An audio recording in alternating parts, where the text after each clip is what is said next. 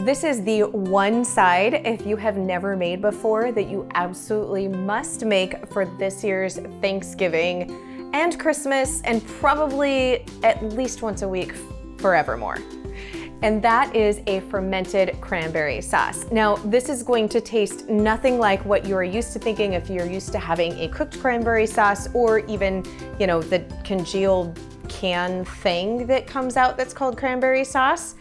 This is delightful, it's fresh, it has texture, it's a wonderful side all on its own, but you can also pair it, of course, with the turkey, and you are going to be thrilled that you made this. The other beautiful part is it is fermented. It's a lacto-fermented, so it has fabulous probiotics in there that are going to help your gut health. And I tell you what, as we move into the holidays and are usually a little bit more indulgent, having something that is healthy and also tastes delicious on hand is wonderful. And the other great part of this one is you're going to make it a few days in advance, up to a couple weeks in advance. So it's not something that you have to deal with trying to bake and fit in everything else on the actual mealtime day. So this is a fermented cranberry sauce, but we have lots of different fruits in here. So the base of this is going to be 2 apples. So I have got my apples chopped up here. These are a Honeycrisp. Gala would also be good. I prefer a sweeter and crunchier apple. So this is probably not something that I would want to use like a Golden Delicious in, I don't know, I find the yellow apples or like a transparent, early transparent, those are usually a lot softer in texture. I don't actually really like them. I think they're fine for sauces, but I don't really prefer them for an eating apple. But because we've got the tartness of the cranberry, and along with a little bit of salt, because this is a ferment after all, and you do have to have a small degree of salt, I prefer to have that sweeter apple flavor to help balance all of the other flavors that we have coming in here. So this is going to be our 2 cups of chopped apples. And then I also have 2 cups of chopped up cranberries. Now I just measured my 2 cups of cranberries pre-chopping, and you could use the food processor if you wanted these to be really small. I ended up just using one of those little handheld little choppers as well. But after I got through it, I'm like, you know what? I should have just pulled out the food processor and made this a much faster process. So we're going to get our fruit here into our bowl. Now, what's great about this is typically around Thanksgiving and the holidays, we're kind of a little bit more indulgent in what we're eating.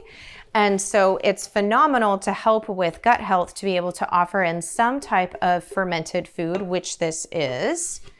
And it's great because this has to be made ahead of time. So this is a side dish that you will have ready to go well in advance. And it's not something that you have to worry about preparing along with everything else for the meal on Thanksgiving or Christmas. So next up, we are going to add in here. Now there's some different variants that you can add in, some variations on this depending upon flavor profile, what you have on hand. So the original recipe for this, which if you have my book, Everything Worth Preserving, is on page 317. And the original recipe that I have is from Carolyn Thomas of Homesteading Family.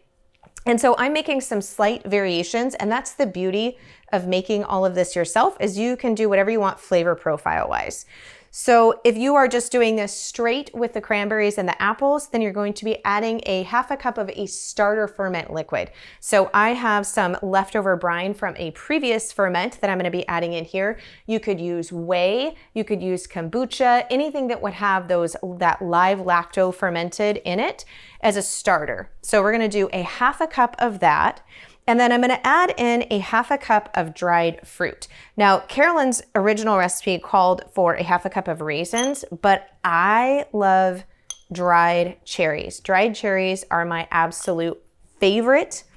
I tend to hoard the jars and not share them with anybody in my family when I get low. It's kind of like, I know some people will do that with chocolate. Well, I tend to do that with the dried cherries. So I'm going to add in dried cherries because, as I said, I think they're phenomenal. But again, like this just helps, with the dried cherries and or the raisins. It's sweet. It adds a little bit different texture. And so whatever your preference of dried fruit, go ahead and add those in. So we've got our 1/2 cup here. Now you can add in nuts if you want. You could do pecans, you could do walnuts, you know, any type of nut that you have. If you want to, you could add that in. I am not adding in nuts now. I may add them in later, which of course I know they wouldn't be they wouldn't go through the full fermenting process, but I'm not sure which nuts I want to add in. I do have some macadamia nuts. Those might be nice, but I'm just going to do this as a nut-free mixture for right now. So I've got all of my fruit with my whey, which is my starter liquid here. But we're also going to add in a few more. So you could do apple juice or apple cider. I have some cranberry juice. I'm going to have just a little bit more pronounced on the cranberry flavor. That is a 1/2 cup. So we're going to add that in. And don't worry, there is a printable version of this recipe. You'll see it beneath the video description. You can click over to my website and print that out. And then we're going to add in some liquid sweetener. So here I have maple syrup.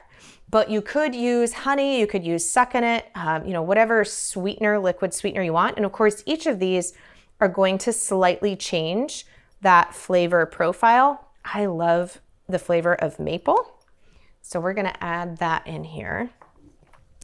And I'm just gonna kind of stir this together. I don't want it to be too liquidy because as this ferments, a little bit more of the liquid will pull out from our fruit. And now to this whole mixture, we are going to add 1 teaspoon of salt.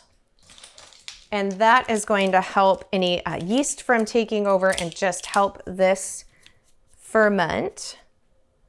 So I've got my 1 teaspoon here, and we're just gonna sprinkle that on and then work this in really good. Okay, so once you're pretty sure that that salt is evenly worked through all of your fruit here, now it is time to get this into our fermenting vessel. So I have got a clean, freshly washed, wide mouth mason jar.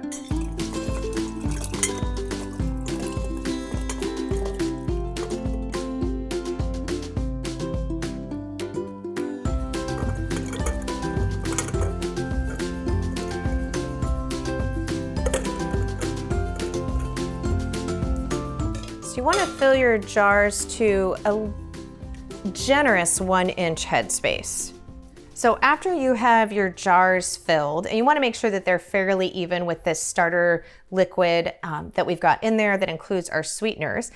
But as you can see, we obviously do not have enough liquid that is going to completely cover all of our solid pieces. And it's very important that those are submerged so that they don't mold. So we are just going to top this off with whichever juice you decided to use. So if you're using apple cider or apple juice, here I've got cranberry juice. And so now once we put our weights in, then you can see there's plenty of liquid and everything is beneath that liquid surface. Now we're gonna go ahead and put our lids on.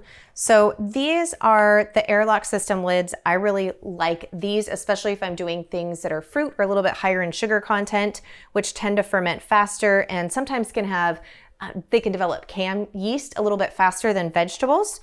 So we're going to get our lids on here. Now, if you don't have these fermenting lids, you can use a metal canning lid and band and put on there as well, or you could use the silicone lids that are made for fermenting on mason jars as well. If you go the metal band and canning lid route, you will need to burp the jars. The beauty of using these is they will let the gases out, which naturally happen as it ferments, without a buildup. I do need to get a little bit of my liquid, however, in the tops of these lids in order to help keep them airtight. So if you're using the metal bands and lids, you want to make sure you burp the jar, which is just backing off that band enough, and you'll hear if there's gas, you'll kind of actually hear it, and you'll feel a bulge on top of the metal lid that will let you know. So you just need to burp those once or twice a day during the fermentation process so it doesn't build up too much gas, because if you build up too much gas, even though mason jars are thick, you can actually explode them. Okay, now when it comes to fruit ferments, because this has more sugar in it, obviously fruit content than if you're just doing vegetables, you only need to have this sit at room temperature for 2 days. That's going to be enough to jumpstart that fermentation process. And we also used a starter liquid, so that's going to help that process get jump-started even faster, because we don't want this to get really sour like you would a sauerkraut or a kimchi or even a fermented garlic dill pickle. We just want the prolonged benefits of fermentation, which is going to help this stay longer in the fridge after the 2 days when we move it to the fridge for longer term storage. So it's going to help create, because if you just chop up apples and put them in the fridge, I don't know, I usually just chop ours up and eat them immediately, but they're only going to last usually a couple of days and they're going to start to break down. The beauty of fermented foods is because it naturally creates an acidic environment and it has all of that gut health. These will stay in the fridge perfectly, but we want to only ferment them for 2 days because they will, even when you move ferments to the fridge, it greatly reduces the amount, or the rate, I should say, that it is fermenting, but it still is going to ferment a little bit. So 2 days at room temperature, and then these are ready to go, and you can put them in the fridge and it will stay in there for weeks. So I usually like to do this about a week before Thanksgiving, but you could even do it just 2 or 3 days before so you have it ready to go to serve with that big meal.